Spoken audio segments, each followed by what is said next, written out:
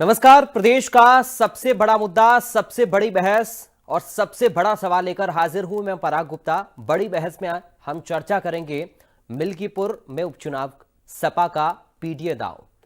दरअसल मिल्कीपुर विधानसभा में तीसरी बार उपचुनाव होने जा रहा है, जिसमें 26 वर्ष बाद दूसरी बार सपा बीजेपी के बीच मुख्य लड़ाई होने वाली है। उपचुनाव के मैदान में सपा के अजीत प्रसाद और बीजेपी के चंद्रभान पासवान के बीच कड़ी टक्कर है। ऐसे में दोनों ही पार्टियां मिल्कीपुर को फतेह करने के लिए पूरा दमखम लगा चुकी हैं। दरअसल मिल्कीपुर में 2022 के विधानसभा चुनाव में सपा की टिकट पर विधायक चुने गए अवधेश प्रसाद के 2024 लोकसभा चुनाव में सांसद चुने जाने के चलते मिल्कीपुर की सीट खाली चल रही है। इस सुरक्षित सीट पर दोनों ही दलों ने पासी बिरादरी के उम्मीदवारों को चुनावी मैदान में उतारा है। अलग अलग जातियों के मतों को साधने के लिए यहां समाजवादी पार्टी फिर से पीडीए का कार्ड दांव चला रही, तो वहीं बीजेपी ने अल्पसंख्यक, ब्राह्मण, दलित, पिछड़े मतदाताओं को साधने की नई रणनीति तैयार की है। मिल्कीपुर विधानसभा क्षेत्र में पासी बिरादरी के बाद सबसे अधिक 50,000 ब्राह्मण मतदाता हैं। इस वर्ग को लामबंद करने के लिए बीजेपी ने स्थानीय नेताओं पर भरोसा जताया और उन्हें ही मोर्चे पर तैनात कर दिया। तो वहीं समाजवादी पार्टी पीडीए के फॉर्मूले पर जीत का दम भर रही है। ऐसे में बड़ा सवाल यह है कि चुनावी पिच में कौन किसको मारेगा हिट। क्या सपा का पीडीए कार्ड का दांव फिर चलेगा या फिर बीजेपी के अल्पसंख्यक, ब्राह्मण, दलित, पिछड़े यानी एबीडीपी के चक्रव्यूह में फंस जाएगी। तो आज इसी मुद्दे पर होगी प्रदेश की सबसे बड़ी बहस, जिसमें दागे जाएंगे सबसे बड़े सवाल। नामांकन करने क्या कहेंगे अध्यक्ष जी, क्या कहेंगे? भैया आगे हटाइए ऊपर से। विधानसभा का, मिल्कीपुर विधानसभा का उपचुनाव है और भारतीय जनता पार्टी ने हमारे पुराने कार्यकर्ता, युवा साथी, हमारी पार्टी के पदाधिकारी चंद्रभानु पासवान जी को प्रत्याशी बनाया है। और मुझे विश्वास है कि माननीय मुख्यमंत्री जी के नेतृत्व में, माननीय प्रधानमंत्री जी के नेतृत्व में जो अयोध्या को चमकाने का काम हमारी सरकार ने किया है, निश्चित रूप से इस विधानसभा उपचुनाव में जनता का आशीर्वाद बीजेपी को मिलेगा, मोदी जी और योगी जी को मिलेगा। लेकिन सांसद जी कह रहे हैं कि ये चंद्रभानु पासवान जी बाहरी है। ये लड़ाई परिवारवादी, जातिवादी और राष्ट्रवादियों के बीच है।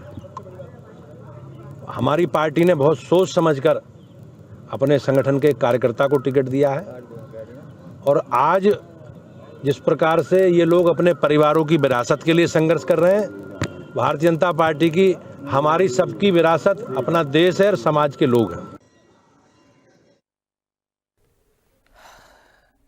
तो मिल्कीपुर का ये उपचुनाव है। अब इसमें सपा का पीडीए कार्ड चलेगा या बीजेपी की रणनीति काम आएगी, यह अहम सवाल। और इन्हीं के अलावा कुछ और सवाल आज हम अपनी चर्चा में पूछेंगे राजनीतिक दलों से। मिल्कीपुर में इस बार क्या रिजल्ट होगा, इसके लिए तो थोड़ा इंतजार करना होगा, लेकिन क्या तैयारी है राजनीतिक दलों की, इसे समझना बेहद जरूरी है।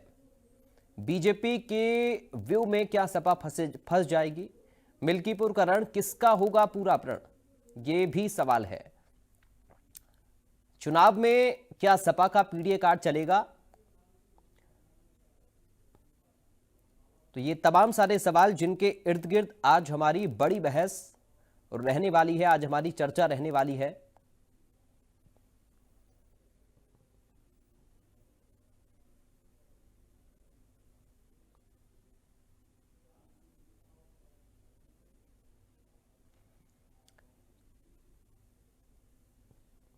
मिल्कीपुर में बीजेपी और सपा दोनों ने ही पासी उम्मीदवारों को उतारा है। बीजेपी ने ब्राह्मणों को साधने की रणनीति भी स्थानीय नेताओं के जरिए दी है, उनके कंधों पर जिम्मेदारी दी गई है। उधर पीडीए की बात लगातार समाजवादी पार्टी और अखिलेश यादव करते आ रहे हैं।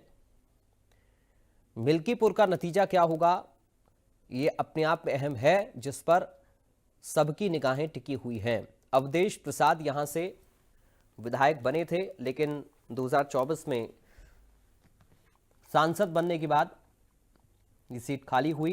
उनके बेटे अजीत प्रसाद को समाजवादी पार्टी ने टिकट दिया है।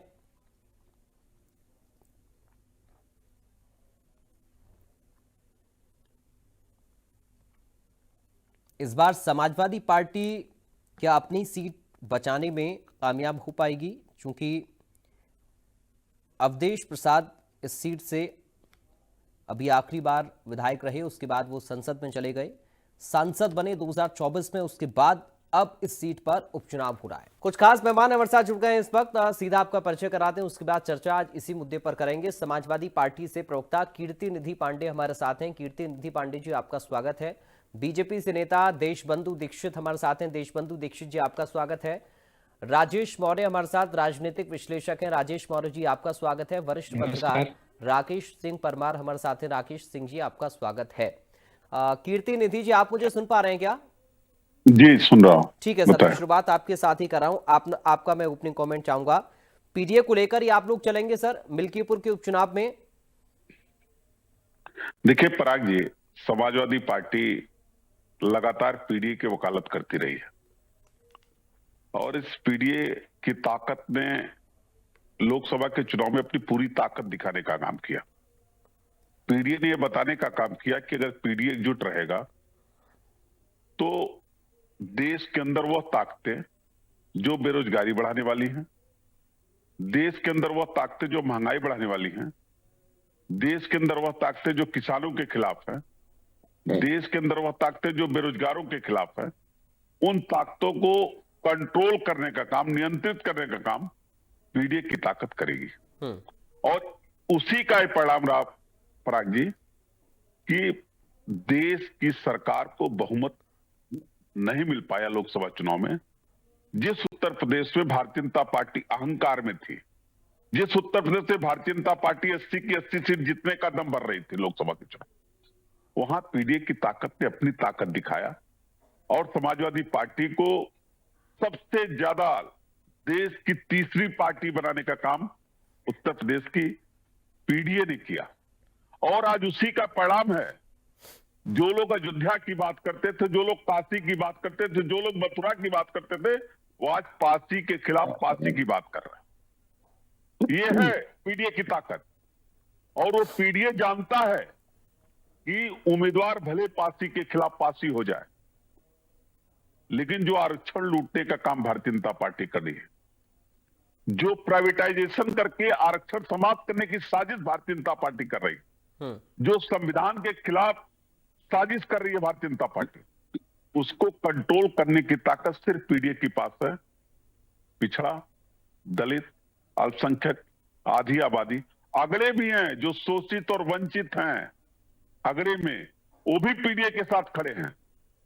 आपकी रिपोर्ट में देख रहा था पराग जी, मैं आपको अवगत करा दूं, ब्राह्मण को कंट्रोल करने के लिए भारतीय जनता पार्टी चाहे जितनी ताकत लगा ले, हमारे पास भी ब्राह्मण लीडरशिप है। वहां पवन पांडे जैसे लीडर हमारे पास हैं, जो पार्टी के प्रवक्ता हैं, पार्टी के एमएलए रहे हैं, पार्टी में मंत्री रहे हैं, सरकार में हमारे, वो लोग सब लोग एकजुट होकर के पूरी ताकत के साथ पीडीए एकजुट होकर के भारतीय जनता पार्टी को शिकस्त देने का काम करेगा। लेकिन सवाल वही है कि सरकार पूरी तरीके से, आपने कल हमारे पास जो रिपोर्ट है पराग जी, हमारे कार्यकर्ताओं के खिलाफ मुकदमे दर्ज हो रहे हैं, हमारे शुभचिंतक जो प्रधान जीते और हारे हैं उनको धमकाया जा रहा है, थाने में 6-6 घंटे बैठाया जा रहा है, और ये बताया जा रहा है किसी लिए बैठाया जा रहा है कि आप समझ जाओ किस लिए बैठाया जा रहा है। और लगातार हमारे कार्यकर्ताओं पे मुकदमे दर्ज किए जा रहे हैं। लेकिन हमें भरोसा है कि समाजवादी पार्टी का कार्यकर्ता न डरेगा न झुकेगा, लगातार वो आगे बढ़ेगा और भारतीय जनता पार्टी से मुकाबला करेगा। देखिए, उपचुनाव तो लोकसभा में भी जीत लिए थे, आजमगढ़ हो, रामपुर हो सरकार, लेकिन जब आम चुनाव हुए तो परिणाम क्या आया? भारतीय जनता पार्टी न कहीं आजमगढ़ में रुक पाई, न कहीं रामपुर में रुक पाई, और उत्तर प्रदेश में तो भारतीय जनता पार्टी दूसरे नंबर की पार्टी हो गई। तो मैं आप सभी साथियों से भी अनुरोध करूंगा, ठीक है, अब हमारे अध्यक्ष जी ने भी अनुरोध किया है कि आप सब भी वहां पारदर्शी चुनाव कराने के लिए वहां एकत्रित होइए, मीडिया के साथी भी एकत्रित हो, ठीक है, देश प्रदेश की। जी। ठीक ठीक है सर, मैं लौटूंगा आपके पास। राजेश मौर्य जी, आपके पास आ रहा हूं सर। क्या कह रहा है आपका जी, एनालिसिस इस बार मिल्कीपुर को लेकर? मिल्कीपुर की लड़ाई तो रोमांचक और दिलचस्प हो चुकी है। यकीनन बार बार हमेशा कहा जाता रहा है कि उपचुनाव हमेशा सत्ता पक्ष का होता है, हम्म। लेकिन जिस तरीके से तैयारियां चल रही हैं, जिस तरीके से विपक्ष विशेष तौर पर जो समाजवादी पार्टी मुख्य प्रतिद्वंदी और यूं कहें कि अवधेश प्रसाद जी की छोड़ी गई सीट है, तो निश्चित तौर पर एक मजबूत ताकत के रूप में अजीत प्रसाद जी हैं। लेकिन अलग अलग चुनाव में चीजें बदलती हैं, परिस्थितियां बदलती हैं। और अभी जो एक कीर्ति निधि जी ने कहा कि ये वास्तव में कभी कभी बीच बीच में समाचार लगातार ऐसे आ रहे हैं कि ऐसी स्थितियां पैदा की जा रही हैं कि चुनाव को डिस्टर्ब करने के लिए प्रधानों को, कोटेदारों को ये हो रहा है। लेकिन इन सब आरोप प्रत्यारोपों के बीच में असली वोटर जो है वो किस रूप में अपना मत डालना चाह रहा है, यही सबसे महत्वपूर्ण है। और अभी चीजें बहुत खुल करके नहीं आ रहे हैं। बहुत सारे लोग अपने आप को अपने अपने चीजों को, चूंकि आम चुनाव में आदमी खुल करके कई बार वोटर्स निकल करके आते हैं, लेकिन इस उपचुनाव में चूंकि क्लियर है कि सरकार जिसकी है उसी की रहेगी, बस इतना है कि ये सीट जीतने का मामला है, इसलिए बहुत सारे लोग जो तलवार की धार पे बैठे होते हैं वो एकदम शांत हैं। इसीलिए अभी चीजें एकदम दिलचस्प बनी हुई हैं। क्लियर नहीं हो पा रहा है अभी कि ऊंट किस करवट बैठेगा, और यही चीज इस पूरे चुनाव को रोमांचक, और डे बाय डे ये रोमांचक होता जा रहा है। मुझे लगता है लास्ट 1-2 दिन में परिस्थितियां एकदम बदलेंगी और जिधर भी जाना होगा वो बनेगा। लेकिन फिलहाल एक लड़ाई जो पीडीए के, जैसे अभी उन्होंने कहा, जहां लड़ाई दूसरे तरीके से चल रही थी वहां पासवान बनाम पासवान कर देना पड़ा, और ये जरूरी है और हुआ भी है। और ये अच्छी टैक्टिक्स कही भी जाएगी भाजपा की। अगर ये ना करते तो शायद अजीत प्रसाद के लिए जीतना ज्यादा इजी हो जाता। लेकिन फिर भी जो आम जनता है, जो वोटर्स हैं, अवस्थानी नेता वास्तव में कितना लोगों तक अपनी बात पहुंचा ले जाते हैं, अपना नैरेटिव सेट कर पाते हैं, उसी पर निर्भर होगा ये उपचुनाव। लेकिन कुल मिला के पराग जी बहुत दिलचस्प होने जा रहा है, और हम अभी भी लगातार बहुत सारी ऐसी चीजें बदलते हुए देखेंगे। लास्ट के 2-3 दिन जो मेरा आकलन स्थानीय स्तर पर है, वो 2-3 दिनों में ही सारी चीजें बदलने वाली है। और अभी पूरी तरीके से कहीं न कहीं दुरुपयोग का जो विपक्ष एलिगेशन लगा रहा है कि प्रशासन का भी दुरुपयोग हो रहा है, तो ये तो कई बार लगता ही रहता है। लेकिन अंततः जो वोटर है उसके मन में क्या बात आ रही है, क्या माननीय योगी आदित्यनाथ जी का जो विजन है, जो उनकी नीतियां हैं, जो इम्प्लीमेंटेशन नीतियों का है, वो घर कर पाया है। अगर वो घर कर पाया है, सही से साथ लिया गया, तो 100% एक बदलाव भी देखने को मिलेगा। चूंकि बहुत पुरानी लड़ाई है और एक लंबे संघर्ष के बाद भाजपा को फिर से वहां आने का मौका मिल सकता है। तो संभव है अगर नीचे जमीन पे आम जनता के बीच में भारतीय जनता पार्टी के कार्यकर्ता, स्थानीय कार्यकर्ता पहुंच सके तो। ठीक है। हमारे साथ देशबंधु जी भी जुड़ गए हैं। देशबंधु जी, आपको आवाज आ रही मेरी? जी जी, आप मुझे सुन पा रहे हैं? ठीक है, राकेश जी आपके पास आऊंगा, लेकिन उससे पहले देशबंधु जी से एक रिएक्शन में ले लूं। देशबंधु जी, अब पासी वर्सेस पासी हो गया सर, आपने भी चंद्रभान पासवान को उतार दिया, क्या रणनीति है आप लोगों की? नहीं, पासी वर्सेस पासी नहीं हो गया। देखिए, ये तो 100% जीरो हो गया है। और मामला ये नहीं, हमारे भारतीय जनता पार्टी के वो कर्मठ कार्यनेता हैं और स्ट्रेटजी के अनुसार नहीं, भारतीय जनता पार्टी हमेशा जनता के साथ जुड़ी रही, उसके सुख दुख के साथ। और हमारे उत्तर प्रदेश में 2017 में जब से यशस्वी मुख्यमंत्री ने बागडोर संभाली, अभी पिछले उपचुनाव भी होते, उसका भी परिणाम आपने देख लिया। और 3 राज्यों के जो चुनाव हुए उसमें भी पीडीए का एक गठबंधन। दिक्कत तो ये है, सबसे बड़ी बात ये, एक भ्रम जाल फैलाया गया है। ये लोग सुबह उठते हैं, नाश्ता एक साथ करते हैं, दोपहर में गाली देते हैं, शाम होते गठबंधन टूट जाता है। अब दिल्ली में ही देख लीजिए, सुबह इनका इंडिया गठबंधन बनता है और रात को इंडिया गठबंधन के परखच्चे उड़ जाते हैं। तो ऐसा कुछ नहीं है। 5 तारीख को जब चुनाव आएगा तो भारतीय जनता पार्टी ने जो काम किए हैं, और यशस्वी मुख्यमंत्री में उत्तर प्रदेश जो उत्तम प्रदेश बनने की ओर आगे बढ़ चुका है, आप देखिएगा जो परिणाम हमेशा आते रहते हैं वही आएंगे, और हमारा प्रत्याशी जीत के पुनः विधानसभा के पटल पर जाएगा। और रही बात इनका जो पिछड़ा दलित है, दिक्कत ये है, ये केवल जातिवाद, संप्रदायवाद, क्षेत्रवाद, भाषावाद के बाद, ये जो सब विपक्षी पार्टियां फैला रही हैं, और हमारी समाजवादी पार्टी तो विशेष रूप से, यह लोग जनता से सरोकार न रखे, केवल भ्रामक बातें करें। इससे पहले भी लोकसभा चुनाव में देखिए, जब हमारी उत्तर प्रदेश में सीटें कम आई, हमने कहा था हम मंथन करेंगे और भारतीय जनता पार्टी किसी भी चुनौती से पीछे नहीं हटे, और हम समस्या के समाधान पे विश्वास रखते हैं, न कि समस्या का हिस्सा बनने में विश्वास रखते हैं। और देखिएगा उसी का परिणाम रहा कि चुनाव के भी नतीजे 3 राज्यों, चाहे आप हरियाणा को ले लीजिए, चाहे महाराष्ट्र को ले लीजिए, और चाहे आप कहीं और को ले लीजिए, और उत्तर प्रदेश में जो होने वाले अभी चुनाव हुए हैं उसमें भी परिणाम देखिए भारतीय जनता पार्टी के पक्ष में।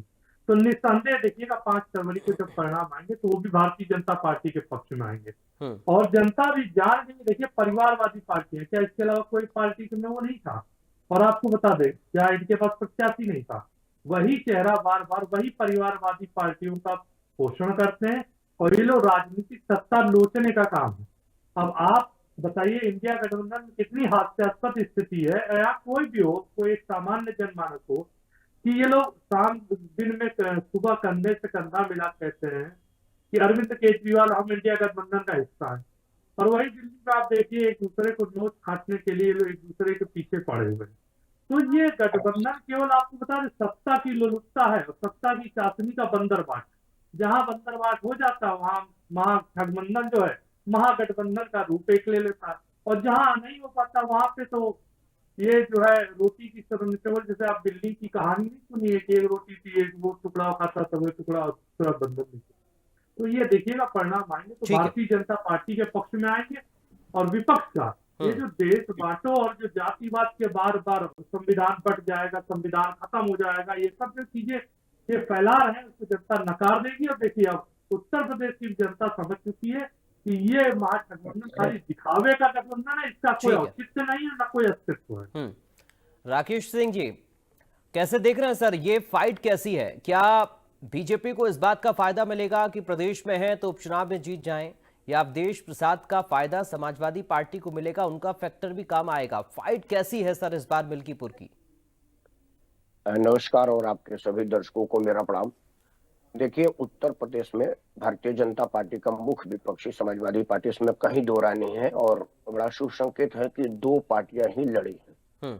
अगर दोनों पार्टी लड़ जाएगी तो भारतीय जनता पार्टी के लिए शुरू से मुश्किल रहा है, जहां जहां भी हो। अगर 2 पार्टी आमने सामने होगा तो वोटों के ध्रुवीकरण से बचाव होगा, और उसमें परिणाम कहीं भी जा सकता है। लेकिन आप उस सीट की स्थिति को पहले समझिए। पहले वो सीट भाजपा की रही है, थी, है भी, शायद आगे भी रहेगी। उसका वजह है जो परिणाम आया ना कि वह समाजवादी पार्टी का, चाहे वो लोकसभा का चुनाव हो या और चुनाव हो, उसका वजह कुछ और था। समाजवादी पार्टी की बढ़त नहीं थी, ना ही भाजपा का घटत थी। असल में वो दिल्ली और उत्तर प्रदेश भाजपा की लड़ाई की वजह से कुछ सीटों लोगों को मिल गई थी, लेकिन अखिलेश यादव का मेहनत आया, और अखिलेश यादव उभर करके यूपी के नेता बनकर निकले, इसमें कहीं कोई दो राय नहीं है। जहां तक पीडीओ की बात है, वो सब ऐसे ही होता है, चुनाव के टाइम आज पीडीओ है कल नहीं है। लेकिन जो अयोध्या का चुनाव है, वो अब अयोध्या वासियों को जो भाजपा के तरफ से थोड़ी सी नाराजगी थी, उसका वजह था कि राम मंदिर के टाइम में जो वहां के कुछ लोग विस्थापित हुए थे, उनमें समाजवादी पार्टी के लोगों ने उनको हवा दिया, और उनका राजनीतिक कर्तव्य भी है कि देखिए वहां के लोग आकर दुकान चला रहे हैं, फलाना कर रहे हैं, तुम्हारी सड़कें टूट रही, तुम्हारी बहुत सारी दुकानें टूट गई थी, जो स्थानीय लोगों का रोजगार का साधन था, उसका कोई पुनर्वास बहुत बढ़िया से नहीं हो सका, या भारतीय जनता पार्टी उसको बड़ी बढ़िया से समझा नहीं पाई कि आज अयोध्या का विकास की एयरपोर्ट बन गया है, वो बन गया, तो वो सब अयोध्या वासी को ही फायदा होगा। वो कम्युनिकेट करने में भाजपा सफल रही, और समाजवादी पार्टी कम्युनिकेट करने में सफल रही, और दिखा भी कि दुकानें टूटी हैं तो मेरा रोजगार प्रभावित हुआ है, मेरा कोई समुचित व्यवस्था नहीं हो पा रहा है। और जो बड़े बड़े आढ़ती थे वो जरूर अयोध्या के बाहर के लोग थे, इसमें कहीं तो आज भी बाहर के लोग हैं।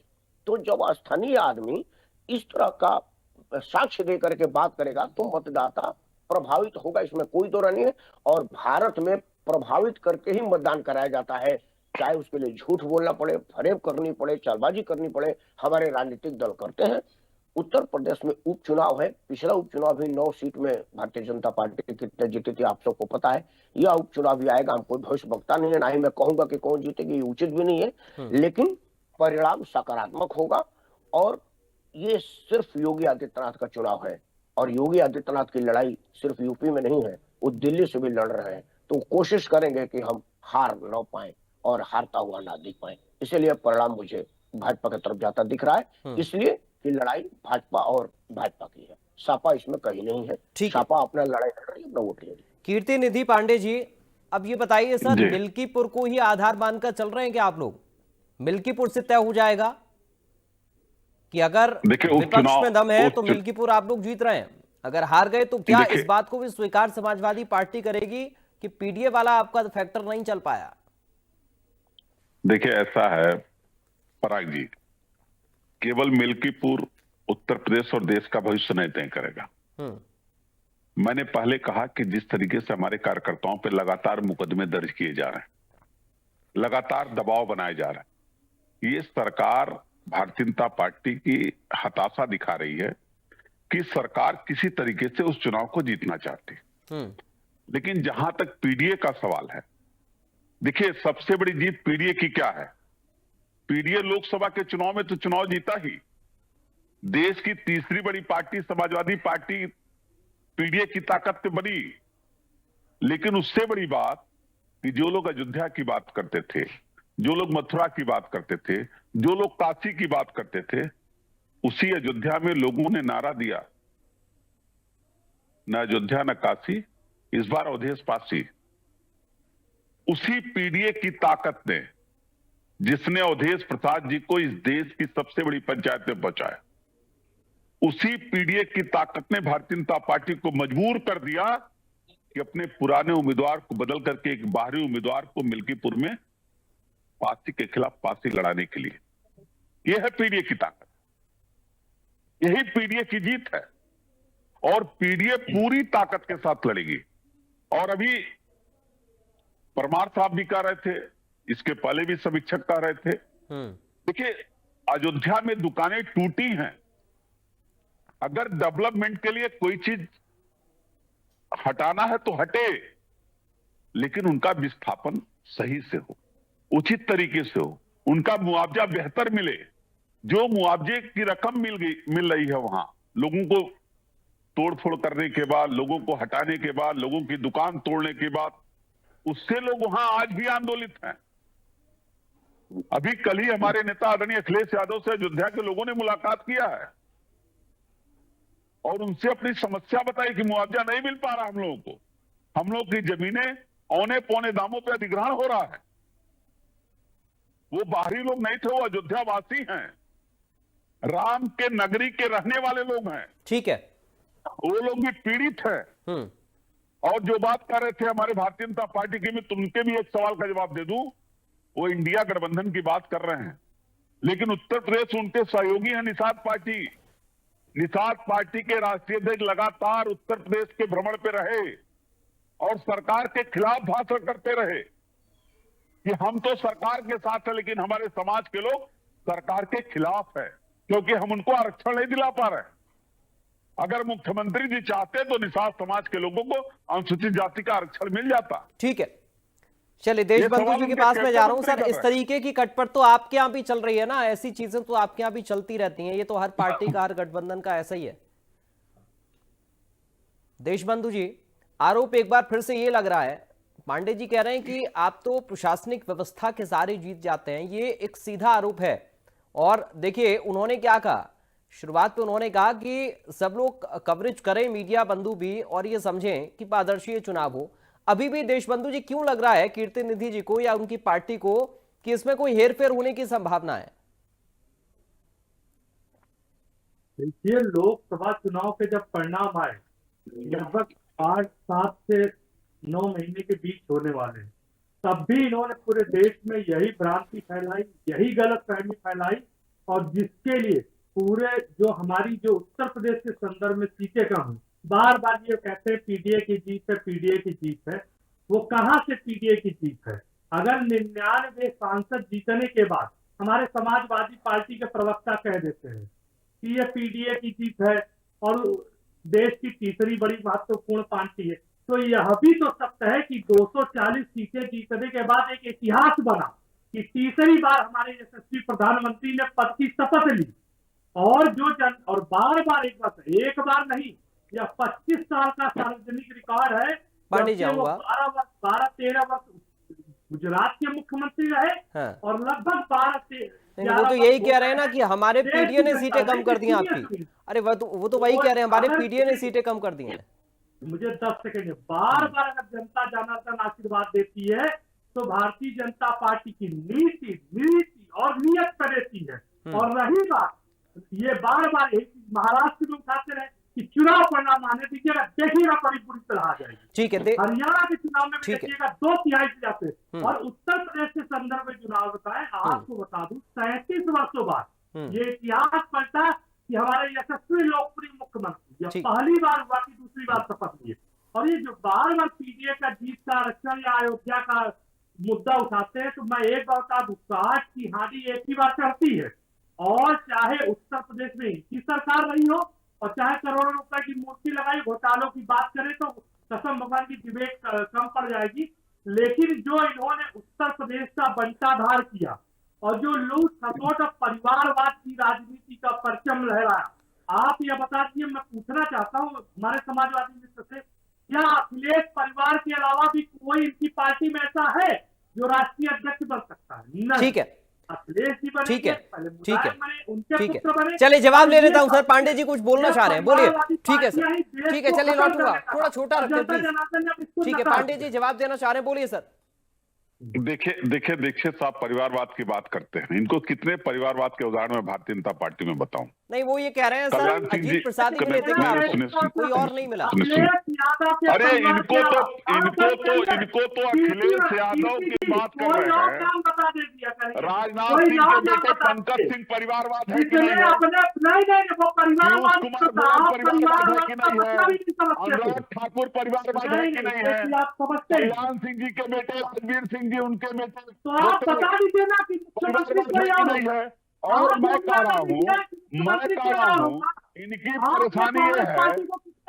परेशानी ये है और पीडीए की ताकतें हैं कि इनको फांसी लड़ाना पड़ा। ये पुराने उम्मीदवार को क्यों नहीं लड़ाए? ये अपने पुराने उम्मीदवार को क्यों नहीं लड़ा पाए?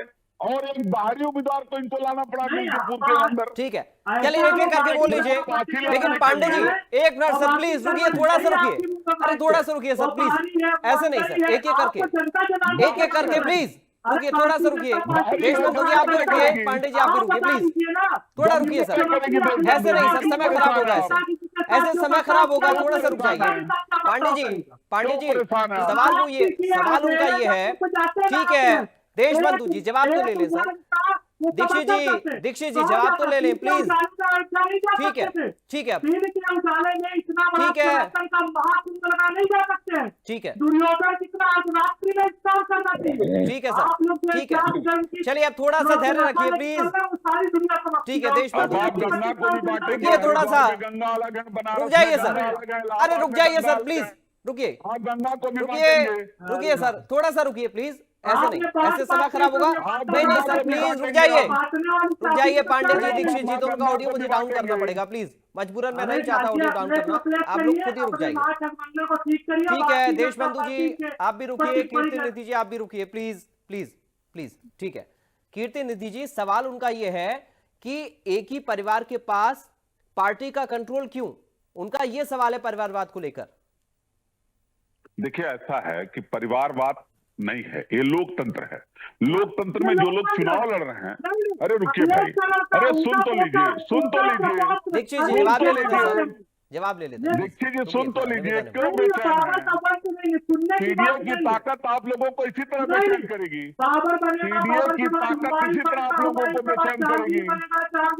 अरे आप पीडीए की ताकत इसी तरह आपको बेचैन करेगी। अगर लोकतंत्र में आपको, इसीलिए मैं कहता हूँ भारतीय जनता पार्टी लोकतंत्र भरोसा नहीं करती। इसीलिए मैं कहता हूँ भारतीय जनता पार्टी को न लोकतंत्र भरोसा न संविधान पे भरोसा है। ये भारतीय जनता पार्टी को न लोकतंत्र भरोसा है न संविधान पे भरोसा है। संविधान पे न भरोसा न लोकतंत्र भरोसा आपको। आप लोग संविधान विरोधी लोग हैं, लोकतंत्र विरोधी लोग हैं। सत्ता के संरक्षण में चुनाव जीतने का प्रयास करने वाले लोग हैं।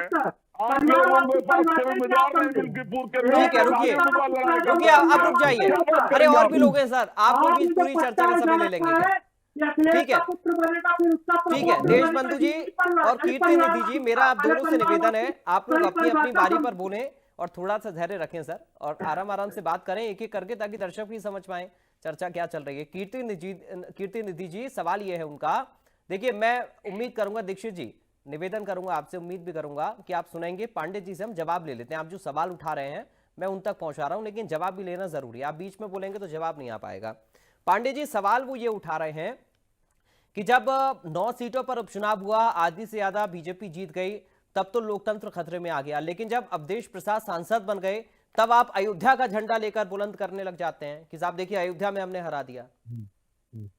देखिए पराग जी, आपने 9 सीटों पे जब चुनाव हुआ था, उपचुनाव, तब भी आपने कई वीडियोस देखे थे। पराग देखिए, लोकतंत्र में और संविधान को बचाने में आपकी बड़ी भूमिका है, मीडिया के साथियों की बड़ी भूमिका है। आपने देखा था किस तरीके से थानेदार रिवाल्वर निकाल रहा है, मतदाताओं को धमका रहा है, किस तरीके से कोटेदारों को धमकाया जा रहा है, किस तरीके से प्रधानों को धमकाया जा रहा है। आज वही काम मिल्कीपुर के अंदर, यानी आपको लग रहा है कि मिल्कीपुर में भी संदेह स्थिति है, आपको मिल्कीपुर में भी संदेह लग रहा है क्या?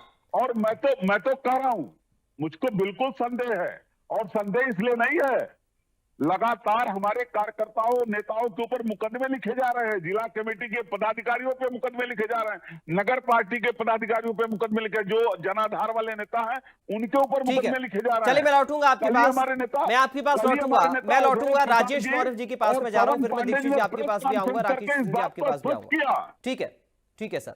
राजेश मौर्य जी, सवाल यह है सर कि पुलिस प्रशासनिक अधिकारी किसी को भी पकड़कर उठाकर जेल में बंद तो कर नहीं देंगे, किसी को भी पकड़कर उसका नाम तो नोट नहीं कर लेंगे। अगर कहीं पर संदेह की स्थिति है तो प्रशासन का काम क्या होता है? राजेश जी। देखिए, प्रशासन का काम तो ये है ही है, और इस समय चूंकि आचार संहिता लगी है तो प्रशासन की जिम्मेदारी वो अंडर कंट्रोल तो सही मायने में माना जाए चुनाव आयोग के तहत ही है। लेकिन कई बार होता है, एक परसेप्शन बनाने के लिए भी प्रशासन का बेजा इस्तेमाल भी सरकारें करती हैं। इसलिए मैंने शुरू में कहा कि हम पहले से धारणा सुनते आए हैं कि जो उपचुनाव होता है वो जिसकी सरकार होती है उस सरकार का चुनाव होता है, और इसलिए होता है कि कहीं न कहीं प्रशासन के दुरुपयोग की लगातार, जो भी विपक्ष में रहा हो, ऐसी बात नहीं कि आज भारतीय जनता पार्टी सरकार में है तो केवल इसी समय हो रहा है, ये उससे पहले की सरकारों में भी होता रहा, इसीलिए लंबे समय से ये नैरेटिव बना है। कहीं न कहीं लड़ाई तो इसी बात की है ना, आप तो रिएक्शन लगातार लड़ाई इसी बात की है कि पहले ज्यादा होता था अब कम होता है, लड़ाई तो इसी बात की चल रही है। मैं इसीलिए तो कह रहा हूं कि अगर जो ये आरोप लग रहे हैं, इसीलिए थोड़ा सा ये होता है कि लिखित कार्रवाई तो नहीं कर सकते, लेकिन एक नैरेटिव बनाने में कि अगर बैठा लिया गया, अगर वास्तव में ऐसा हुआ, या जिन फुटेज की बात अभी विपक्षी सांसद प्रवक्ता कह रहे थे कीर्ति जी, अगर ऐसी स्थिति आ रही है वास्तव में, तो ये लोकतंत्र के लिए भी चिंताजनक है, और अगर वोटर के जो अधिकार हैं वोट डालने के, अगर उसको रोकने का कोई भी प्रयास किया जाता है तो निश्चित तौर पर किसी भी द्वारा, तो निश्चित तौर पर ये लोकतंत्र के लिए और देशद्रोह का भी जैसे मामला है, क्योंकि मौलिक अधिकार है हमारा वोट डालना। अगर ऐसी स्थिति आती है तो निश्चित तौर पर दुर्भाग्यपूर्ण है, अगर आज होगी या पहले भी होती रही है, तो वो आने वाले वक्त के लिए भी एक गंभीर संदेश है, हम मीडिया के लिए भी या फिर जो देश की जनता है उसको भी, क्योंकि लोकतंत्र का वोट का जो अधिकार है बहुत संघर्षों के बाद मिला हुआ है, उसकी रक्षा होनी चाहिए। उसके लिए पूरी तरीके से प्रशासन को मुस्तैद होना चाहिए कि वोट ज्यादा से ज्यादा पड़े। चुनाव आयोग भी अपील करता है कि ज्यादा से ज्यादा वोटिंग हो, और यह चीज जरूरी भी हर एक की जिम्मेदारी होती है। लेकिन कई बार ऐसी चीजें होती, किसी और मामले में भी किसी व्यक्ति को बैठाया गया, पुलिस थाने में आना पड़ा, तो उसको भी उसका गलत इस्तेमाल कर दिया जाता है, और कई बार वास्तव में भी ऐसे आरोप होते हैं कि देखिए साक्ष्य के साथ है कि हाँ उनको बुला लिया गया, बैठा लिया गया, तो एक नैरेटिव, एक दबाव की राजनीति की जाती है जो प्रशासन का दुरुपयोग करने की कोशिश होती है, क्योंकि अंततः ये पता है कि सरकार अभी 2027 तक भारतीय जनता पार्टी की ही है और रहेगी। तो उसी वजह से लोगों में कई बार डर आता है कि सरकार उन्हीं की रहनी है, क्यों हम इसमें जो है अपने ऊपर संकट मोल लें। ऐसी भी स्थितियां कई बार आती हैं, लेकिन ये एक उदाहरण है, ऐसा नहीं कि हर जगह हर तरफ लागू ही है। बस इतनी सी बात है। लेकिन एक बात पराग जी मैं कहूंगा, मैंने इसलिए कहा था दिलचस्प लड़ाई हो रही है क्योंकि अजीत प्रसाद जी बहुत लंबे समय से खांटी समाजवादी नेता रहे और जमीनी नेता रहे हैं। अभी जो परमार जी ने बताया जिन समस्याओं को कि वहां उनका पुनर्वासन सही नहीं हुआ, बात सही तरीके से नहीं पहुंचाई गई, क्योंकि अवधेश प्रसाद जी के पास हर वर्ग का, हर कम्युनिटी का वोट है और वही चीज उनको हमेशा से जनप्रिय किया और लंबे समय तक वो प्रतिनिधि रहे, उसका भी एक बहुत बड़ा प्रभाव रहा है।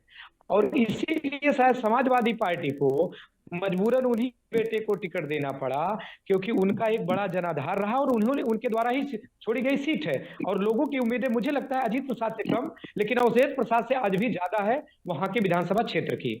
लेकिन एक अच्छा दांव चला है भारतीय जनता पार्टी ने, विशेष तौर पर बाबा गोरखनाथ को हटा करके जो चंद्रभान पासवान जी को लाए, भले ही वो विधानसभा के बाहर के हैं, बार बार विपक्ष आरोप लगा रहा है, लेकिन कोई कहीं भी लड़ सकता है, तो उन्होंने एक फ्रेश चेहरे को ला करके लड़ाई को दिलचस्प बनाने की कोशिश की और एक प्रयास किया है कि स्थानीय जो नेता है वो मिल करके वास्तव में फिर से भारतीय जनता पार्टी को जिताने के लिए आगे आए। और मैं फिर कह रहा हूँ प्रगत जी कि अभी भी लड़ाई बहुत दिलचस्प और दिखाई पड़ेगी, अभी और चीजें आएंगी और आरोप प्रत्यारोप भी आएंगे। क्यों? क्योंकि जितने ही लड़ाई चरम पे होगी, इसमें सबसे बड़ी बात है कि जिस तरीके से अब उपचुनाव में इतनी तगड़ी लड़ाई और इतनी पूरी बलपूर्वक लड़ाई हो रही है और हर तरीके की रणनीति बनाई जा रही है विपक्ष को घेरने की, आम जनता को अपने पक्ष में करने की, वो लड़ाई बड़ी अच्छी हो रही है कि कम से कम ये आने वाले समय के लिए एक नजीर बनेगा कि वास्तव में हम सरेंडर नहीं कर रहे हैं शासन प्रशासन के सामने, हम लड़ेंगे। और ये अच्छा है, लोकतंत्र के लिए शुभ संकेत है। लड़ाई अच्छी होनी चाहिए, दिलचस्प होनी चाहिए और स्थानीय नेताओं की भूमिका भी बहुत महत्वपूर्ण होने वाली है, चाहे पीडीए के नेता हो और चाहे आपकी भारतीय जनता पार्टी सत्ता पक्ष के नेता हो, बहुत ही दिलचस्प होने वाला है। बात तो यही है ना राजेश जी, बात तो यही है। मैं आप ही की बात को थोड़ा सा और आगे बढ़ाते हुए राकेश सिंह जी आपके पास आ रहा हूं। बात तो यही है, हम लड़ेंगे भी, आरोप भी लगाएंगे और फिर से लड़ेंगे। देखिए, लोकतंत्र में तो लड़ना ही है। देखिए, नेताओं के बयानबाजी का प्रति प्रश्न पूछने की हमारे यहाँ परंपरा नहीं है। जैसे समाजवादी पार्टी के लोग कह रहे हैं कि ये बाहरी है, उससे तुरंत कोई पूछ देता कि समाजवादी पार्टी के संस्थापक आदरणीय मुलायम सिंह यादव जी आजमगढ़ के थे, अभी अखिलेश जी जहां से चुनाव लड़ते वहां के हैं, डिम्पल जी जहां से चुनाव लड़ते वहां के हैं, शिवपाल जी, रामगोपाल जी, धर्मेंद्र जी वहीं पैदा हुए हैं जहां से चुनाव लड़ रहे हैं, तो फिर उनके पास जवाब नहीं हो पाएगा। यहाँ यही होता है कि जो मैं बोलूं वही सही, तू मत बोल। यह जब तक रहेगा तब तक राजनीति की पटाधार होगा। जहां तक रहा परिवारवाद की, 2 मिनट में बोल लो। परिवारवाद का मतलब होता है party govern by the only परिवारवाद, परिवार की सदस्य। जैसे भारतीय जनता पार्टी में कल्याण सिंह, अभी योगी आदित्यनाथ वो फायर ब्रांड वाली छवि नहीं अर्जित की है जो श्री कल्याण सिंह जी के पास था। उन्होंने सीना ठोक के कहा था कि मैं ये हूँ और मैं ये करूंगा, लेकिन उनका बेटा राजवीर या उनका नाती सीना ठोकर नहीं कर सकता कि मैं टिकट ले लूंगा और मंत्री बन जाऊंगा, ये उतनी औकात में नहीं है। राजनाथ सिंह पार्टी के राष्ट्रीय अध्यक्ष थे, रक्षा मंत्री थे, उसके पहले गृह मंत्री थे। पंकज अभी तक मंत्री नहीं बने, लगातार वोटों से जीतते जा रहे हैं, वो परिवारवाद नहीं है। आज राज ठाकुर की बात करें, उसको टिकटें नहीं मिला, कोई कुछ भी नहीं हो पाया। इसको परिवारवाद नहीं, परिवारवाद कहा जाता है कि समाजवादी पार्टी में किसी की हैसियत नहीं, वो कहे कि अखिलेश हटे मैं अध्यक्ष बनूंगा, औकात नहीं है किसी की। लालू जी के पार्टी में किसी की हैसियत नहीं है वो कहे कि ये लालू जी का दोनों बेटा क्यों आगे हैं, मैं आगे रहूंगा। मायावती के पार्टी में उनका भतीजा ही आया, उसको परिवारवाद कहते हैं। ये क्लियर हो। अब आते हैं उत्तर प्रदेश के राजनीति पर, जिस पर आपका प्रश्न था। देखिए, चुनाव उपचुनाव यह होते हैं, पीडीए कौन है, पार्टी कौन है, देखिए ये तत्कालिक निर्णय कई बार होता है। जैसे हरियाणा में चुनाव के घोषणा तक भारतीय जनता पार्टी चुनाव हार रही थी, कहीं से लाइमलाइट में भी नहीं थी, सर्वेक्षक सब बता रहे थे, लेकिन अकेले वहां दीपेंद्र हुड्डा ने कोशिश करके कांग्रेस को हरा दिया। तो कई बार होता ना कि आपके अपने लोग ही आपको हरवा देते हैं। अवधेश जी के विरोधी और समाजवादी पार्टी में नहीं होंगे जो चाहेंगे कि अवधेश जी के बाद उनका बेटा ही क्यों हम हरवा दें। तो यह सब चीज होता रहता है। लेकिन अगर उत्तर प्रदेश की जनता सिर्फ मिल्कीपुर को उदाहरण लेगी तो अभी बहुत आगे है अखिलेश यादव। नो डाउट उत्तर प्रदेश में अभी नंबर 2 की हैसियत है। और अखिलेश यादव ने अपना काम, ये सब बकवास के जगह अगर अखिलेश यादव अपना काम गिना दे, जनरल मिश्रा पार्क गिना दे और अपना विकास का काम गिना दे, एक्सप्रेसवे गिना दे, तो मेरे ख्याल से वो योगी आदित्यनाथ की बुराई की जगह अपना काम गिनाए ना, तो अखिलेश यादव और उसके वही पार्टी के वही बढ़त सर, रहेगी। दिक्कत तो वही है ना। अभी तक चर्चा फिर इस बात पर होती थी विपक्ष के द्वारा कि ये मुद्दे हैं, वो मुद्दे हैं, लेकिन अब देखिए, अब सिर्फ आ गया कि साहब अजीत प्रसाद को हम जिता रहे हैं, या पासी पर मुद्दा आ गया है, अब जाति पर मुद्दा आ गया, अब सारे मुद्दे कौन हो गए हैं? अखिलेश अपने काम गिनवा दें। मैं बड़ा अफसोस के साथ कह रहा हूं कि सही में अखिलेश यादव उत्तर प्रदेश के मुख्यमंत्री के रूप में जितना बढ़िया काम किए हैं, वो कमवा आगे रख देना तो कहीं कोई ठहर नहीं पाएगा। क्योंकि अभी भी जो लखनऊ में विकास दिख रहा है वो अखिलेश का दिख रहा है, या उसके पहले थोड़ी बहुत मायावती ने की है। लेकिन बड़े अफसोस है कि आप आसी पासी दलित ईडीए पीडीए जिसका कोई महत्व नहीं है, अगर आप जात के पीछ पर बैटिंग करेंगे तो मोदी को महारत हासिल है उस पीछ पर। और मोदी ने जाति के लिए किया है। जिस आरक्षण की बात पांडे जी कह रहे थे, आरक्षण के लिए नरेंद्र मोदी ने पार्लियामेंट में बिल मजबूत किया। उसने तो ऐसा किया कि अगर आप घूर लेंगे किसी दलित को तो आपको 6 महीने तक जमानत नहीं मिलेगी। वो बात नहीं कहेंगे मोदी जी। कम्युनिकेटर के रूप में मोदी जी से बड़ा कोई कम्युनिकेटर है कोई आदमी वर्तमान राज्य में जो मोदी से ज्यादा कम्युनिकेट कर सके? तो आप अगर जात पर आएंगे तो भाजपा से हारेंगे, क्योंकि भाजपा ने जातीय हित सर्वोपरि करके दिखा दिया है। उसने सवर्ण समाज को 10% आरक्षण देकर उसका भी दिल जीता, और दलितों के और पिछड़ों के और आदिवासियों के काम करके उसका भी दिल जीता, आदिवासी राष्ट्रपति बना करके उसका दिल जीता, हर महकमे के लोगों का काम करके दिल जीता। इसीलिए मैं समाजवादी पार्टी से कहता हूं कि अखिलेश के काम को आगे रखो। अखिलेश ने बढ़िया काम किया है और मैं समझ रहा हूं कि उनके काम के अगर नाम रखोगे तो कोई सामने नहीं आ पाएगा। लेकिन मुश्किल है कि उनको काम नहीं जाति गिनानी है, परिवार गिनानी है। दीक्षित जी, अब बताइए आप किस पर चर्चा करेंगे? जाति पर करेंगे या काम पर करेंगे? नहीं, देखिए, भारतीय जनता पार्टी तो अपने काम और हम गरीब परिवार के साथ जुड़े हैं, और वही बात अभी तक लोकतंत्र की बात करती है। बड़ी हास्यास्पद स्थिति है कि जब ये जम्मू कश्मीर में चुनाव जीत जाते हैं, जब ये झारखंड में चुनाव जीत जाते हैं, तब लोकतंत्र अच्छा रहता है, ईवीएम सही अच्छा होता है और संविधान बच जाता है। लेकिन जब महाराष्ट्र के चुनाव पूरी तरह हार जाते हैं, हरियाणा के चुनाव हार जाते हैं, छत्तीसगढ़ के चुनाव आते हैं, तो लोकतंत्र तुरंत खतरे में आ जाता है, ईवीएम खराब हो जाती है और संविधान की दुहाई देने लगते हैं। जातिवाद है, देश के टुकड़े टुकड़े हो जाएंगे। ये वही वाली कहावत है कि उपदेशों ही मूर्खाणाम को पाए न साधते। अरे आप जब जीत जाते हैं तो लोकतंत्र भी सही होता है, ईवीएम सही होता है, वीवीपैट भी सही होता है, और जब हार जाते हैं तो लोकतंत्र खतरे में आ जाता है, संविधान खतरे में आ जाता है, देश टुकड़े टुकड़े में।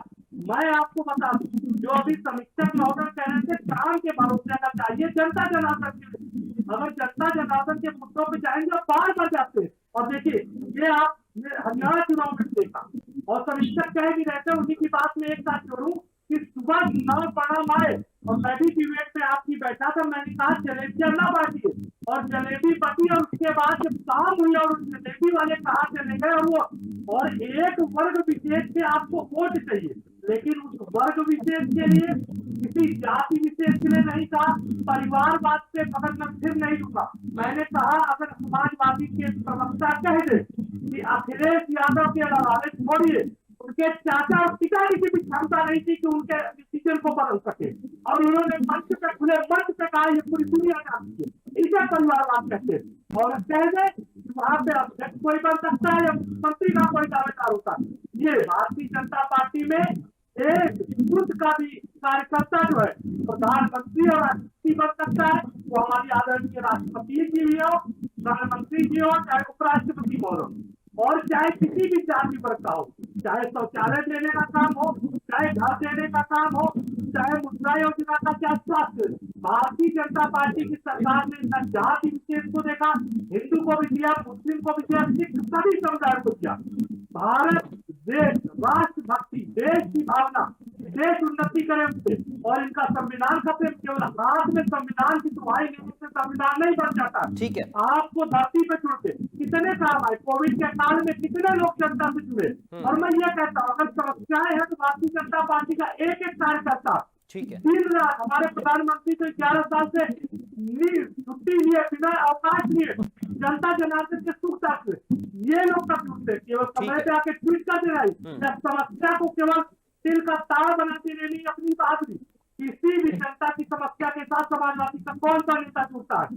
हाँ, जहाँ दंगे होते हैं, जहाँ फसाद होते हैं, ठीक है, वहाँ इनका हाथ चले जरूर आ जाता है। पांडे जी, आप दीक्षित जी तो ये कह रहे हैं कि आपके पीडीए को लाभ तो हम दे रहे हैं, आपको वोट क्यों देगा पीडीए? दीक्षित जी खामोश हो तो मैं जवाब दूंगा। हाँ, हो गए खामोश। पराग जी, ये पीडीए की बात करते हैं। परमार साहब भी कह रहे थे कि आरक्षण जो मोदी जी ने किया दलितों के लिए, पिछड़ों के लिए। मैं 2-3 सवाल बस पूछता हूं, परमार साहब भी जवाब दे दें, कोई दे दे जवाब, चाहे दीक्षित साहब दे दें, चाहे मौर्य साहब बैठे, कोई दे दे। 69,000 शिक्षकों की भर्ती में जो चयनित शिक्षक है पिछड़े और दलित समाज के, जो लगातार आंदोलन कर रहे हैं, उनके लिए कभी मुख्यमंत्री जी के मुंह से कोई आवाज सुना आपने? कभी प्रधानमंत्री जी ने बोला? और पिछड़ा वर्ग आयोग ने पत्र लिखा था मुख्यमंत्री को कि पिछड़ों का आरक्षण उनको दे दिया जाए, लेकिन आज तक वो विद्यार्थी आंदोलन कर रहे हैं, कोर्ट के चक्कर लगा रहे हैं, लेकिन कोई भी सरकार का नुमाइंदा उनसे मिलने को तैयार नहीं, उनके साथ न्याय करने को तैयार नहीं, आज तक कोई तैयार। और बीजेपी एक साजिश के तहत सारी संस्थाओं का, सरकारी संस्थाओं में जो निजीकरण कर रही है, वो संविधान के तहत मिलने वाले आरक्षण को समाप्त करने की साजिश कर रही है। अगर रेलवे निजीकरण की तरफ जाएगा, अगर सरकारी संस्थान निजीकरण की तरफ जाएंगे तो आरक्षण कहां मिलेगा? पिछड़े दलित समाज को आरक्षण कहां मिलेगा? ये भारतीय जनता पार्टी पूरी तरीके से सरकारी संस्थाओं का प्राइवेटाइजेशन करके ये भारतीय जनता पार्टी पिछड़े और दलितों का आरक्षण लूट रही है। परमार साहब बताएं, क्यों नहीं मिला वो चयनित शिक्षकों को आज तक नौकरी? क्यों नहीं मिल पाया? प्रधानमंत्री जी कम्युनिकेटर हो सकते हैं, लेकिन जनता से बड़ा कम्युनिकेटर इस देश में कोई नहीं हो सकता। जनता खुद फैसला करेगी उसका अधिकार कहां सुरक्षित है और किसके साथ सुरक्षित है। पांडे जी, विश्लेषक तो ये भी कह रहे थे ना कि आप लोग अपने काम क्यों नहीं गिनाते हैं सर? आप क्यों बार-बार जातिवाद पर बात करते हैं? हमारे काम तो हम अपनी काम की चर्चा तो लगातार करते हैं कि अगर मेट्रो दिया उत्तर प्रदेश को तो अखिलेश यादव जी ने दिया, 72 एक्सप्रेस दिया तो अखिलेश यादव जी ने दिया, चुनाव 20 लाख में जब सीटें लोकसभा में ज्यादा आ गई तो पीडीए कह रहे थे पीडीए ने वोट दे दिया।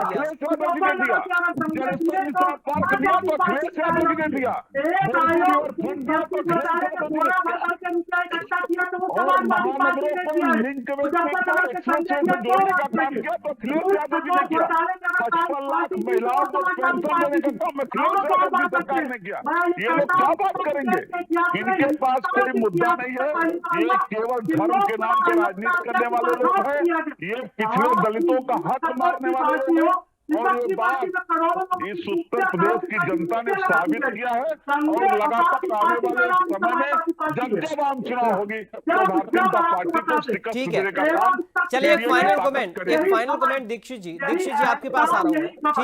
ठीक है दीक्षित जी, आप भी के पास आ रहा हूँ। तो सवाल मैंने पांडे जी से कुछ देर पहले पूछा था, वही आपसे पूछ रहा हूँ सर। आधार मानकर चल रहे हैं क्या मिल्कीपुर को?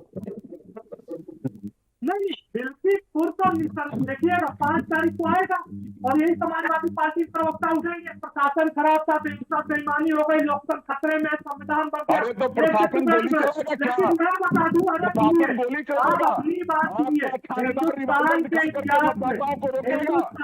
इतिहास में पहली बार लोकसभा का पुलिस भर्ती आज की डेट में एक समाजवादी पार्टी होती थी, बोरा लेके चाचा भतीजा का नोट पर दलितों को आज की बात करते हैं, जनता मुसलमानों को नहीं देना चाहिए, लोगों को दबाएंगे, आप वोट चाहिए, ठीक है मौर्य साहब, ठीक है सर प्लीज रुकिए आप। ठीक है, फालतू की बातें करते हैं, मुस्लिम का कवर करते हैं। ठीक है, अरे क्या बात करते हो? ठीक है, प्लीज रुकिए। जनता को ठीक है मौर्य साहब, समाजवादी पार्टी को अभी भी लग रहा है कि हम संशय की स्थिति है, इसीलिए कह रहे हैं कि प्रशासन बार बार जो 9 सीटों पर चुनाव हुआ उस पर जो आरोप लगाते थे प्रशासन पर, अब फिर से पहले से ही लगा रहे हैं। पराग जी कई वीडियो जारी हुए, पराग जी कई वीडियो जारी हुए, उस वीडियो को आपको देखना चाहिए कि आपका थानेदार किस तरीके से मतदाता परिवार सरकार के लोगों को बताए जा रहे थे 5 तारीख को और हो ये जाएगी। हुआ, जब और चुनाव इसीलिए परिणाम भी है। स्थिति में कहीं न कहीं आरोप विपक्ष लगाएगा, जिसको पीड़ा होगी वो लगाएगा और सवाल तो सत्ता से ही पूछेगा निश्चित तौर पर। और एक बनता है उनका हक, लोकतांत्रिक अधिकार है कि वो बात करें, लेकिन जब तक तथ्य नहीं होंगे तब तक उस पर वजन नहीं होगा। और जो फुटेज कुछ आई है निश्चित तौर पर लोकतंत्र को शर्मसार करने वाली, और प्रशासन की तरफ से ही रहा है, ये हम सब ने पूरे देश ने देखा है। निश्चित तौर पर ऐसी स्थितियां नहीं होनी चाहिए। ये मैंने कहा, इसीलिए मैंने कहा कि यदि आम जनता के वोट को रोकने का प्रयास होगा तो वो देशद्रोह है, क्योंकि सबका ये मौलिक अधिकार। कुल मिलाकर ये कह सकते हैं कि जनता अपनी भागीदारी निभाए, इस बात की उम्मीद हम सभी लोग कर रहे हैं। और चुनाव तो दिलचस्प है ही, चुनाव तो दिलचस्प है, इंतजार करना होगा रिजल्ट का। फिलहाल चूंकि वक्त मुझे इतनी इजाजत दे रहा है चर्चा के लिए, आप चारों मेहमानों का बहुत शुक्रिया अदा करूंगा। आप लोग जुड़े और अपना अपना पक्ष रखा और समय इंडिया न्यूज के इस बड़ी बहस के लिए निकाला है। फिलहाल बड़ी बहस से अभी के लिए मुझे दीजिए इजाजत, बाकी खबरों के लिए आप बने रहिए। नमस्कार।